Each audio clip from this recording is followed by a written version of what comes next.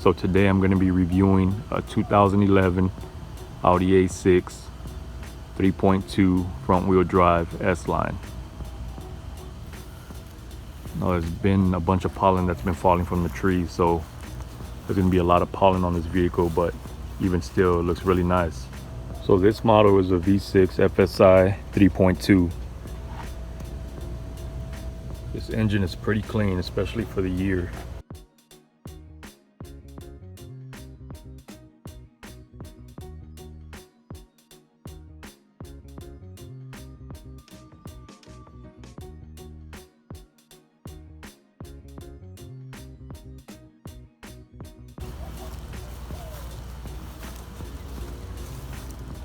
These lights here have almost no oxidation on them, which is pretty nice. It makes the vehicle look newer than it is. They also have these LEDs right here that turn on, daytime running lamps. That nice Audi grille, 19-inch premium wheels. Have that S-Line badge right there. Nice moonroof.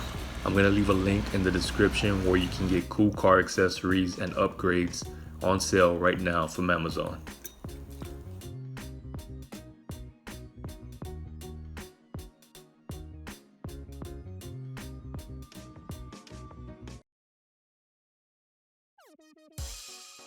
You have the turn indicators here on the rear view mirrors.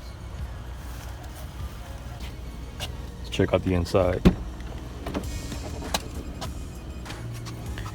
You have all your controls right here, standard controls, power seats, power lumbar, 3-part power lumbar, nice black premium leather interior,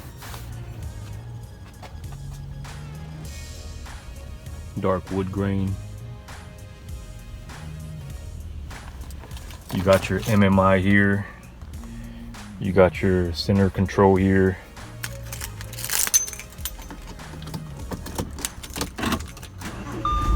Turn that on. Got your nav.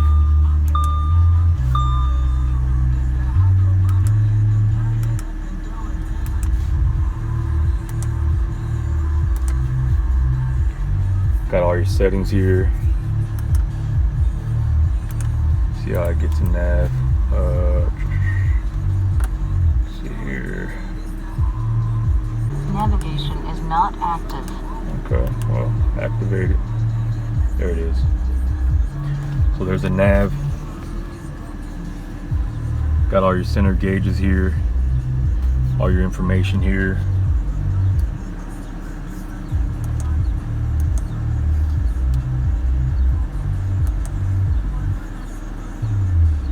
Battery, no light.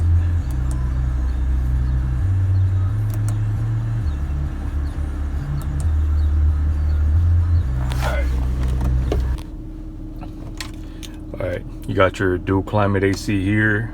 You got all your controls here, your paddle shifters. You have your Bluetooth here, all your modes, your volume here, all your gauges. You have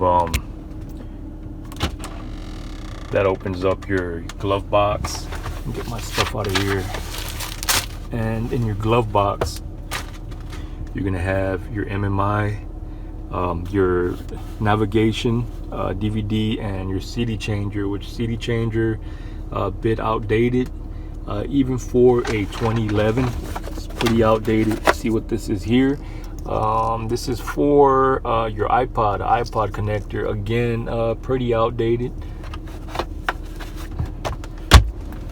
Okay, so you have your one cup holder here, and if you wanted your other cup holder, it is going to be right there. At first I thought it only had one cup holder, which was a drawback, but you have the second one there.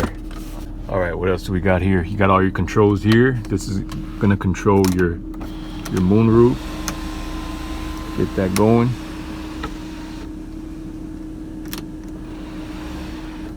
You just turn it a few knobs. It'll just go back, turn the whole thing, close the whole thing up. You You also got your home link here, which controls your garage door. All your different controls, lights, all your basic stuff, standard stuff. Got your S-line badges here on the back seat and the front seat doors. Got these caps here. I believe they're for, yep. Then put them back on. Got your caps. Got your cargo compartment here. Got your climate zone here. I believe these are your heated seats. Nice climate in the back. So one of the drawbacks to this vehicle is it is kind of tight in the back, especially for something that's considered a full-size sedan. It is kind of tight back here. I'm only 5'10", and I mean my legs don't really have any room back here. It starts feeling kind of claustrophobic, especially when these doors close. That's one thing to consider when you're buying this vehicle. Now in the front, don't get me wrong, it is really spacious in the front. It does feel a little bit tight, but it is a sports sedan, so that's just something to consider when buying the vehicle. It also does have Bluetooth. A lot of these older vehicles, especially in 2011, are not standardly equipped with Bluetooth, so that's always a good plus. The instrument cluster here, it looks really nice, especially at night when it's all lit up. It looks really nice.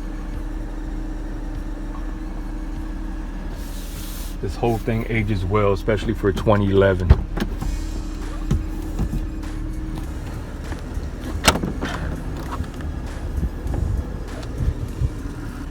You got your trunk here. This trunk has some pretty good space to it. I'd probably trade off some trunk space for a little bit more roomier rear seat, but that's what we have here.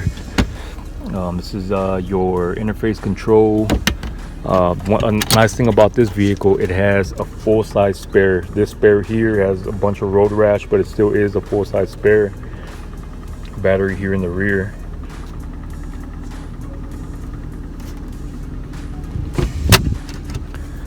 Again, overall, a really nice vehicle. As far as reliability, from my experience, I just got this vehicle, and the second day I had it, there was already an oil leak coming from both the oil pan and the vacuum pump.